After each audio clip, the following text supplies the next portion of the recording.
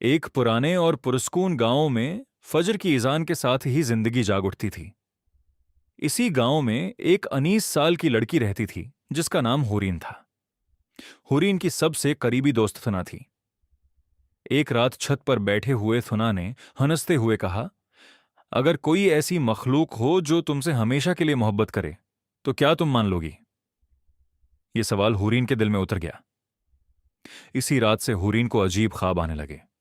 دھند میں لپٹا ایک سایہ اسے بلاتا تھا اور ایک نرم مگر پراسرار آواز کہتی تھی، میں تمہیں دیکھ رہا ہوں۔ کچھ دن بعد ہورین نے گاؤں کے ایک بزرگ عالم حضرت یوسف سے پوچھا کہ کیا انسان اور جنات کے درمیان محبت ممکن ہے؟ انہوں نے سختی سے جواب دیا، یہ راستہ صرف گمراہی اور نقصان کا ہے، اس سے دور رہو۔ لیکن ہورین کا دل اس بات سے مزید الجھ گیا۔ آہستہ آہستہ وہ تنہائی میں کتابیں پڑھنے لگی اور پھر ایک رات اس نے چھت پر کھڑے ہو کر کہا، اگر کوئی ہے تو سامنے آ جاؤ۔ ہوا تیز ہوئی اور ایک سایہ ظاہر ہوا۔ اس کی شکل ایک نوجوان کی طرح تھی، آنکھیں گہری اور آواز بہت نرم۔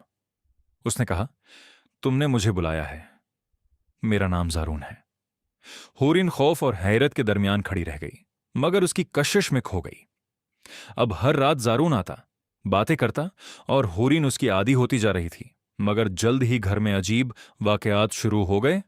کبھی چیزیں گر جاتے، کبھی جھگڑے بڑھ جاتے، کبھی کوئی بیمار پڑ جاتا۔ ہورین کو سمجھ نہیں آ رہا تھا کہ یہ سب کیوں ہو رہا ہے۔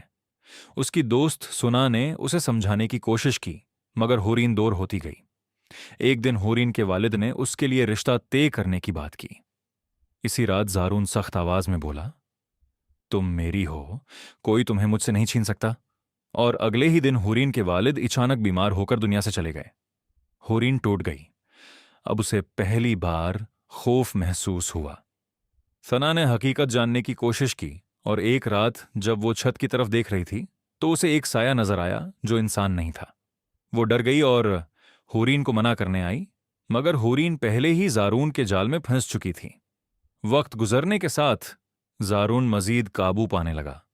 وہ کہتا، اگر کوئی تم سے دور کرنے کی کوشش کرے گا وہ خود دور ہو جائے گا، اور آہستہ آہستہ ایسا ہی ہونے لگا۔